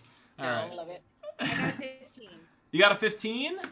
I believe that even with their compatriot nearby with the big honkin' shield, Wait, you said it's my attack roll plus my wisdom modifier plus something else? plus proficiency bonus, yeah, which I believe for a level 1 character is plus 2. Oh, okay, well then that would actually be a 16. 16, got you. Every little bit helps. It does. Yeah, no, I mean, even with their friend nearby, you can definitely hit. So all those gnolls that surrounded Viola and started viciously poking and gnawing at her, definitely one there that you can knock on with one of the stones. I do it. So then it's 1d6. Yeah, Mhm. plus your spellcasting ability modifier. Are these the drunken ones that These are metal. These are metal okay. gnolls. 7. 7. Gray, you tell me how you fell this gnoll with your magic stone. All right, are the metal gnolls the same as the septum gnolls? No, the smelly septum gnolls. They were the one and the same. Smelly septum already got Yeah, they got okay. smelly septum got smushed. Because we're gonna go with alliterations. Yeah. So one has like a disgusting like spear that it's using, and as it like goes back to like poke some more, it does this stupid little inhale to do like a wah, but as it inhales, the stone just fucking lodges itself in its esophagus, and it's like. And it starts spazzing out, and everyone thinks that it's fucking headbanging, but it's not. It's choking to death. So everyone else though starts going. Yeah. He's killing it. And he's like starts spazzing out so much that he falls on his spear, and that's when they all know he's not. Yeah, it's not fun. Yes, the knoll headbangs itself into an early grave as its own spear pierces the top of its maw. That knoll is definitely slain. Oh my lord. Gray, so you moved. I'm assuming you moved up a little, or did you not? Did you want to stay by the trees? Because I believe your magic stone and your healing word has a range of 60 feet, correct? Yeah. I believe they both would be able to reach enemy and ally from the tree line if you wanted to stay I'll hang there. out by the tree still. Okay. Maybe I'll move behind one. Oh, maybe. All right, so we'll say Gray's behind some cover. I'll draw a little tree here on the map. Perfect. So that means A willow tree. specifically. A randomly placed willow tree, the only one in the woods. Gray. Okay, so spells, moved, did all that stuff. Zorvarax, you're up next and last for the round. And I would have been within ear and eyesight of what just happened with the stone, right? Oh, absolutely, you would have been. Yeah, And did I'm you commercial? Sorry to interrupt. 'Cause I Ooh. went commercial. Oh, we're in commercial? I'm at one. Oh, okay. Then probably we are. Hey, look at us. Hey, look at us. Getting commercials. Stream actually working. Feels good. Yeah. Feels good. Who'd have thought? Love it. Not me. I believe in love that. it. Yeah. Wait, God. when the knoll, just point of order, when the knoll choked, did it say, "Amas"? Its friend was like, I can save you. I can save your life right now. Yeah. Note with the commercials, if you're on your computer, you can actually see the stream still while the commercial's running. Whoa, okay. Yeah, I'm back. Like, I can see us. Yeah. Yeah. We're learning. Hey, everybody, we're learning. We're all learning. Great. I love that for us. So if the commercial is clear, we can keep on trucking. So Zorvarax, yes, you would have been Yes. within eyesight of the choking, dying, headbanging knoll. Okay. And also, how far am I from the drunken ones that just assaulted Musadi? Okay, so you are going up the hill. To your left, about 30 feet away, which was behind a barrier, but that has since been kaput Yeah. by Viola, are 3 metal knolls and 2 honor guard knolls. They're on the left. Okay. Then, 30, 60 feet away, behind some cover, are the drunk knolls, trying their best. And apparently getting lucky at least once with Musadi.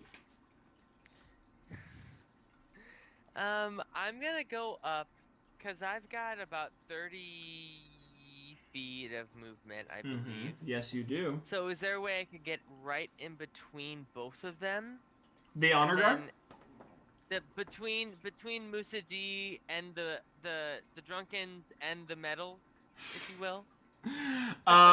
You want the drunken ones are too far away, but you could squeeze yourself into. Well, I'll say this much: Well, oh yeah, what do you want to do? Tell me what you want to do. I was gonna say, I wanna unleash a certain weapon that Dragonborns have that I haven't gotten to use yet, Yes, and it's got a 30-foot radius. right. So you're trying Or, to trying to get as many in that zone as you possibly can. Is what you're trying to tell me.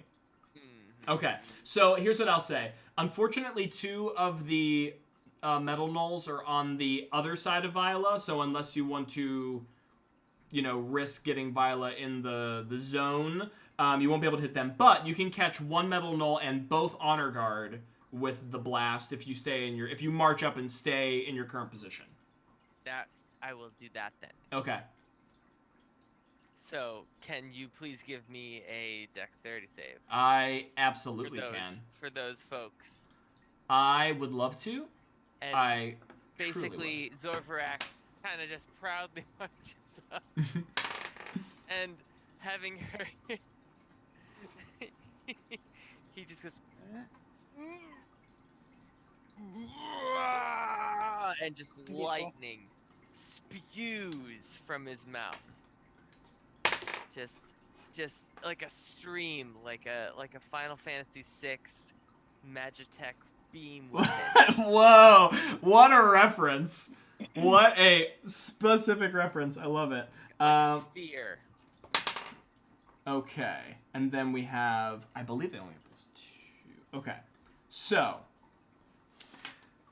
a blast of electric, it's lightning, right? For your blood type? A blast of lightning bursts forth from the toothy maw of Zorvarax. It scars and begins to singe the earth at his feet, already roiling over some of the gnoll corpses and burning. You can see some of the barricaded wood that Viola knocked down begin to char at the very edges. No gnoll got below an 18 for the save. They all rolled really well this time around. The gnoll roll was high. That means they take half of 9 damage. Half of 9 damage. So, making some, these are my sounds I make when I take notes. Zorvarax, your lightning beam echoes out and blasts forth on the gnolls. You see the one metal gnoll whips around to try and catch you with a spear, but that armor just gets magnetized right from that energy. And bursts all the buckles and bindings on his armor, just like perforating him like shrapnel. That gnoll is absolutely slain. The rest of the lightning, though, washes over the guard gnolls, who, have their shields, these very large shields. They manage to hold up, and a lot of the brunt of the magic, it has to crawl across the surface of it. So they take damage, but these gnolls are made of sterner stuff, and they manage to keep their footing after the blast. I think that's all I can do in that turn, then. I believe I don't have any bonus actions available to me. All right, Musa D, that means it's top of the turn for you, and Nadara, you are close behind. So again, I think I'm at 5 health now, right? I think that's where I'm at. You had 1, got 4. It sounds right. Are any of the Drunken Knolls still left? Like, who's around me? Yeah, so closest enemies to you are both of the Honor Guard, which just got zapped for a bit of damage. There are also 2 metal gnolls still on Viola to your left. On the right are 5 Drunken Knolls, about 60 feet away behind the barricade. Okay. How far does my Vicious Mockery get? Ooh. We're gonna do some Vicious Mockery. We're gonna tell these gnolls far. what for. Oh. Gets pretty far, my friend. Vicious Mockery has a range of 60 feet. And you're saying that there's 2 metal gnolls on Viola? Yes. Okay, so I think I'm gonna use. I don't want to get up. I want to lay down on the floor because I'm still in pain. So can I, Yeah. from the floor, I'm gonna go. Musadi's gonna say, "You fucking suck," and I'm gonna do mockery toward the metal gnolls. All right, absolutely. That means, let me take a look at this. I'm gonna have to give you a wisdom saving throw, which, hey, we all know that these bloodthirsty gnolls probably have great wisdom saves.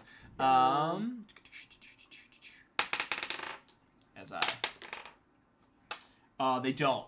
They don't have great wisdom saves. That is going to be a grand total of 9. Which I believe is going to be less than your spell save DC, I wager. Where do I find my spell save DC? It's probably on the second page of your character sheet where the spells are listed, probably towards the top. Okay, Yeah. Yeah, so that one fails for sure. So you can roll for damage. Oh, that's damage too? Yeah. Oh, yeah. What do I roll for Vicious Mockery though? It is a 1d4 psychic damage. Oh. That's only a 1. And it's only a minion. So, so yes, Musadi, from your laying on your back, arrows slowly pushing themselves out of your chest under the magic of your friend Gray. You turn your head and give them a "you fucking suck" as the gnoll turns its head towards you, with a tilted quirk of its head. And then you hear something like a balloon popping, and then there's a spurt of blood that just shoots out of the one side of its ear, as its eyes slowly roll back into its head, and the gnoll falls backwards, slain. That's cool. That's cool. That's cool. You just insulted them to death. Insulted, yeah. Welcome to being a bard. You're probably gonna get a few more of those off in your career. With that being said, again, blue is close to me, I'm assuming, right? Correct. Can I just do like a roll? I want to stay on the floor. Can I roll towards blue? But I want to stay on the floor the entire time. For sure. Yeah, yeah, absolutely. You wait until all the arrows finally like work themselves out of your flesh, and then do a little tuck and roll, and you manage to stay prone, which actually is to your benefit when it comes to ranged attacks. You manage to stay prone and roll behind Zorvarax, using him as an even more effective meat shield than before. Which means Nadara, it's your turn. All for it, obviously. Beautiful. So last I was doing, I ran out of the tree line, but you said I ran into some rough terrain. So how far did I make it? 15 feet. So the other half of your, so 30 would have been reduced to 15. So you got halfway up the hill. Okay, so I'm 15 feet. How far is everyone in front of me? The friends are about 15 feet at this point. Okay. And so that means the metal gnolls are also 15 feet because they're right in front of them? Correct. Oh, okay. Look at you. Look at it. It's like you looked at my notes. I'm gonna try my best.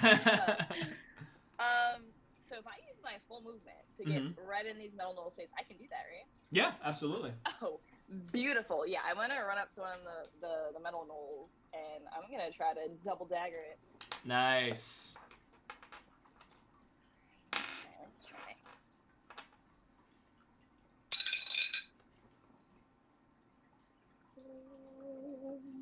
That's probably gonna miss. Okay, let's see. Oh my god, I'm going so bad. One is a 13 to hit, and the other is a 7, and that's like, no, that's a hard miss. Well, hey, lucky for you that these gnolls, although somewhat better armored, are not slabs of steel. The 7, so you're gonna, this gnoll, which is like trying to wrestle with the Zorvarax's lightning and Viola's thunderwave, there's a lot going on with this gnoll right now, is not anticipating, is not expecting the silent whisper that is Nadara to be working her way up the hillside. You brandish your blades. You manage to sink the 13 into the back of that sort of muscular hump on the back of the hyena's neck. However, because it is now noticed that it has been pierced, the other blade manages to get deflected right off as it is retching around, but you still hit, so you can do damage. Oh, perfect. I was not expecting that. Alright, so 1d4. Let's see. Oh, that's me, 6 points of damage. 6 points of damage, which means you plant that dagger into the meat of that lump on his neck, and just drag it downward as it flays open, and there's a spurt of blood into the air, sort of coats your arm, which is sort of still dragging through the flesh as the gnoll collapses dead. Metal gnolls are all taken out. So you moved, you did an attack with one dagger, a bonus attack with the other dagger, which means I believe that should probably be your action economy. Yep, that's all me. All right. Which means gnoll time. No, it's my turn. Oh, is it? Yeah. I'm so. Oh, you're right. Thank you. Cut it out. I'm DM. not dead yet. I'm not dead yet. DM loses a point of inspiration for jumping ahead in the initiative order. Yeah, sorry, not gnoll time. It is Viola time. So Viola, you owe us. So Viola, sorry, it is your turn. No more metal gnolls now. 2 damaged honor guard and 5 drunks. Yeah, I'm gonna look at the closest honor guard to me, Mm-hmm. and I'm gonna sacred flame it. I'm a sacred flame. Actually, I lied. I'm gonna attack it with my warhammer because I think I can do more damage that way. Okay. Yeah. So Getting personal just- now. walk on up, and I go. That's an 8. You swing that warhammer. You are hard. feeling it, and you swing down. However, this honor guard, which is a bit more feisty than some of the brethren you've been putting up with, throws that shield up in front. The warhammer just catches one of those human limbs which have been nailed into the shield, and you hear a sickening squelch and scrunch as you crack through some of the bones, and there's a spurt of blood, but it does not punch through the Knoll's defenses as you hear a snickering from behind the steel. That's fair. And then I just chill. Excellent. Now the DM can earn his inspiration point back because it is the Knoll's turn. At once, as all the chaos of this battle is happening, right? There's lightning, there's thunder, there's arrows, Musadi's having an out-of-body experience on the floor, a lot's going on. All of the Knolls seemed all their ears perk up at once. They all tilt their head to the side. As in almost unison, you hear them in a strange, unknown tongue. Asaru. All at once. As you all slowly peer towards the back of Cerncestors, one shadow begins marching towards the battlefield. As it breaks between the two buildings and fully emerges on the hillside, you see a towering knoll, even a head higher than the honor guard. Its fur marred and some of it patched as if it's affected with some sort of mange. Also, of course, covered in the same blistering sores. However, its eyes burning red with some otherworldly rage, and the fur is sort of a graying, frosty white, almost like it's affected by like some sort of albinism almost. Its clothes covered in blood and viscera, not wearing as much armor as its compatriots, wearing sort of black shrouded leathers and furs, and in her hand is a single crooked dagger, the head of which seems to be carved out of stone, the handle forged of bone, and inset in the handles, the pommel of the dagger, is a gently glistening red stone. As it turns to face the party, it rears its head back. Ye no good. It shouts out into the ether as the rest of its pack tilts their maws back and bays, Ye no good, in chorus. You can assume that Asaru is actually Corpse Eater, as you see all of the human body parts and bones it's wearing across its chest, strewn across its various implements. The Shaman, which has now entered the fray, will first cast...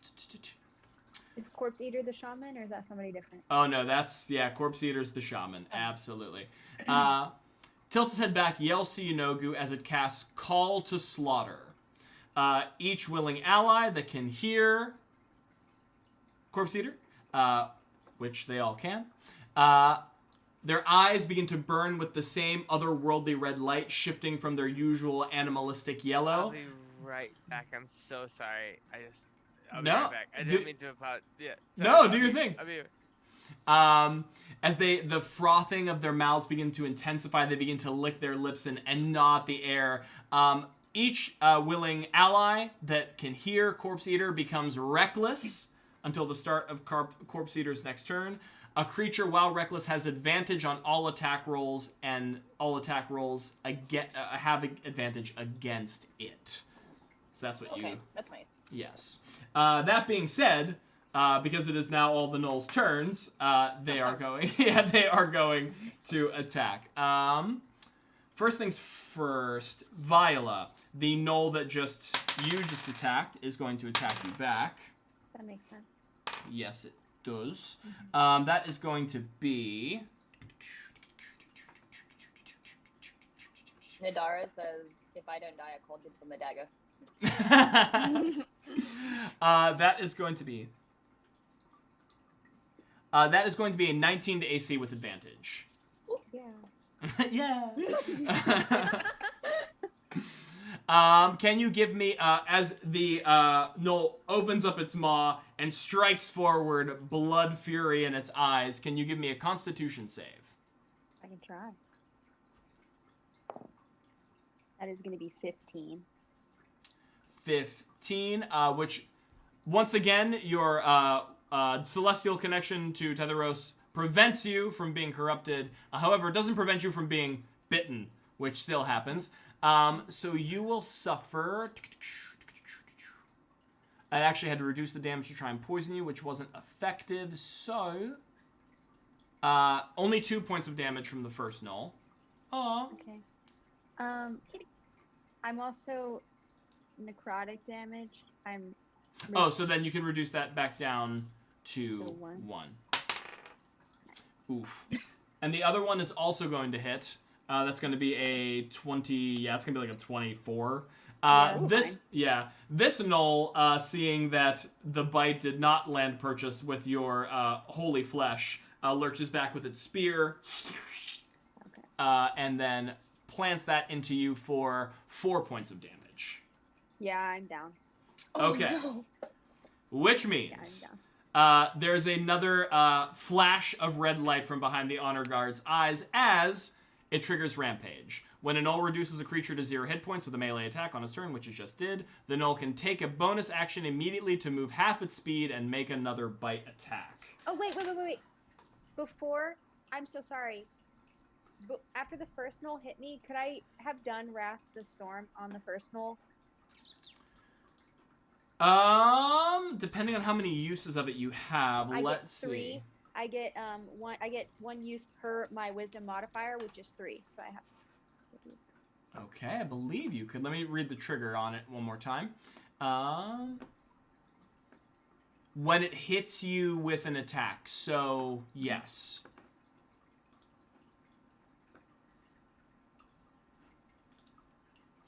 Which means I have to give you a dexterity saving throw. Yeah. Which means it's going to be 9, 10, 11, 12. That hit. Okay, I so get then you. you will roll full damage on that Gnoll. Okay, cool. And then I will die quietly. That's gonna be 7 damage. 7 damage to the Gnoll. Got you. This is the rampaging Gnoll? Yes, because it would have been the one that bit Viola to trigger the rampage. attack. Okay, yeah. So Blast of Lightning once again ricochets off of Viola's flesh as one of the Gnolls tries to bite down into her. Although it manages, Viola manages to, actually the Gnoll manages to survive the blast, it still forces Viola down to the ground with its maw. It looks back up, its eyes gleaming with bloodlust, Viola's blood still dripping from its maw. It takes a look in the nearest direction, which I believe is Nadara. Should have stayed in the tree line. As lurches forward with advantage, which is going to be a 23 to AC. Oh yeah, that hit. Okay. So on that hit, can you give me a Constitution save? Sure can. Oh my god, it's a 4. Nadara, you will suffer... because it has to reduce its damage to do poison, you only suffer 2 points of damage. Okay. However, you are currently poisoned. Oh, man. So that is Zorvarax, Musadi, and Nadara that are all currently poisoned. So that was 2 of those Gnolls. Corpse Eater did the call to blood. So the last thing are the Drunk Knolls, who are just gonna... I took 2 points of damage, Will? 1, 2, yes. Okay. Thank you. Yes. These Gnolls, now enraptured by their leader entering the fray, and now reckless, I'm going to say reckless Gnolls probably wouldn't use their bows. So I'm going to say they are going to rush forward. And let's say we're going to have 1, 2, 3, 4. They can only rush in from the side, which means Zorvarax and Musadi, you're in that direction.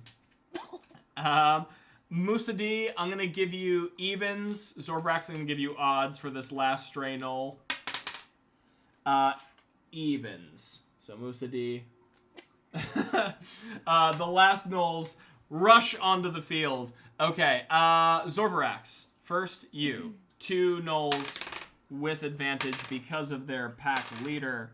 That is going to be 15 to AC. Oof. All right. And that's going to be... Whoa. Ah, Zorvarax, ka-chung, he's still wielding his glaive, lest we forget. Oh, yes, lest we forget. Musadi, that is going to be a... Oh, wait, 13. Oh, wait. Add 2 more points to that hit, Zorvarax. 2 more points to AC. Yeah, was that break or keep? Yeah, that would break. Okay, I forgot to add their actual attack bonus. Lots of math. Okay, so then 13, 14, 15, 16, 17 to AC on you, Musadi. Yeah. Wait, say that again? 17 to AC, Musadi. So yes, that hits, but can I use luck? Yes, you can. You can actually, it would, because they had advantage, it would have negated the roll. The first thing that I rolled was 11 and then a 13, so you would minus 2 points off of their roll. So it would be a 17 down to a 15. Damn. Yeah, nah, that still hit me though. Okay. These gnolls now, hungry for blood at the call of Corpse Eater, their shaman, rush forward, spears in hand as they just begin to fill your allies with holes. So that is going to be 2. I cannot do math sometimes. 4 points of damage to Zorvarax, and then 2, 3, 4, 5 points of damage to Musadi. Are you down again? So, Wolflug, let me ask you a question. It says you can also spend 1 luck point when an attack roll is made against you. Roll a d20 and choose whether the attacker rolls uses their d20 roll or yours. Ooh, interesting. Okay. Roll a d20 just to see if I roll bad, just in case you. Yeah, no, that's fair. That's different than disadvantage. That's a different mechanic. So that, yeah, I would take that. Okay, I'm gonna try that real quick. How lucky are you? So I rolled a. This is a 6. Oh, okay, that's definitely different than. It's a 9. A 9 altogether? It's a So that'd have 9. been 9, 10, 11, 12, 13 altogether then.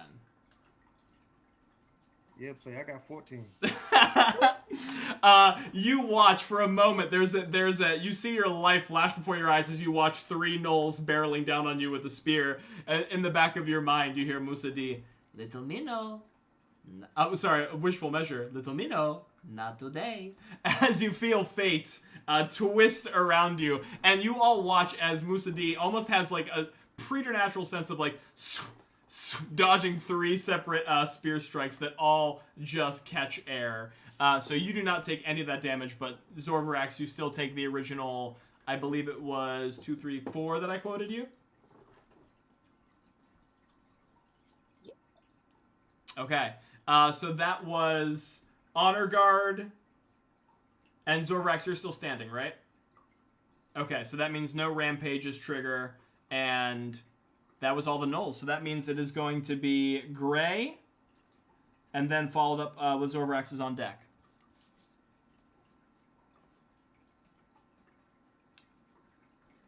Sorry, I had to put my AirPods back in. Can you hear me? Yeah.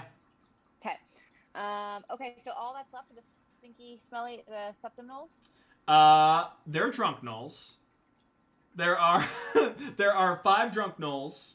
There are 2 honor guard who at this point are pretty beaten up, but they're still alive. And then Corpse Eater, which has just been untouched, came in and just summoned the bloodlust in her allies. Sir Dangle the Knight says, "Use Arcane!" Wolfdog, Well, I have. doing all of this too. What's up? Where's Percy? Percy, where do you think Percy is? Percy is in the woods. You can probably hear his bones rattling from here, hiding under every tarp and blanket that he brought along the journey.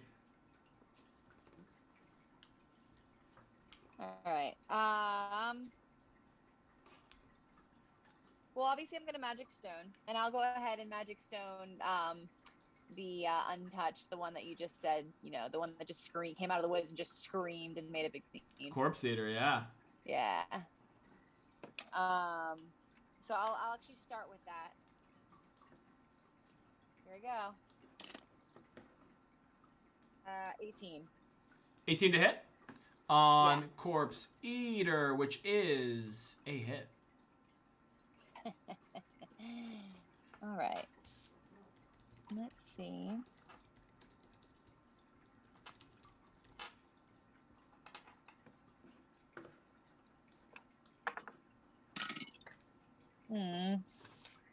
Right, that was. Oh. Oh wait, sorry. One thing. What was your roll? Wait, actually, I'm so sorry. I feel like I ask this every 6 months. Spell attack bonus gets added to the damage or your attack roll. Your attack. Yeah. Your attack roll. Your attack roll. So then that was actually a 20, a non-natural 20. Okay, that is good to know because I also just need to double check here because you are firing around the barrier, which will minus a certain amount. So you got 20, 19, 18, 17, 16, 15. Still hits, even with the barrier. Cool. Okay, so then with my actual attack roll, I add these spells. Okay. It's always good to have a little refresher. All right, I got hold on, 5. 5 damage? Yeah. All right, got you. Gray, you reel back as your stone, glowing with druidic power, gets launched out of your hand with otherworldly force. It actually punctures a hole through the barrier, sort of knocking out a chunk of wood, hitting Corpse Eater on the other side. You can hear a sort of a squish of impact as it makes a dent on her flesh and her fur, but all you hear in return is a slightly perturbed Corpse Eater is far from slain by the damage that you've done. Okay. How many other gnolls are around her? She is pretty much all on her lonesome. She came in behind everybody else. She's the last one to enter the fray. I'll go ahead and do Entangle on her. You used your attack to throw a stone. That was bonus action. Bonus action to enchant, action to throw. That's what we covered last. Okay. Yeah. Whatever, dude. DM's yelling right now. I'm not within. The closest one is still like 30 feet from me. Correct. And I can move 10 feet per turn. You can move technically 15 feet because you're running uphill. Normally it'd be 30. Can I just throw another magic stone? That's an action. Oh, sorry, fuck. Action economy, ladies and gentlemen.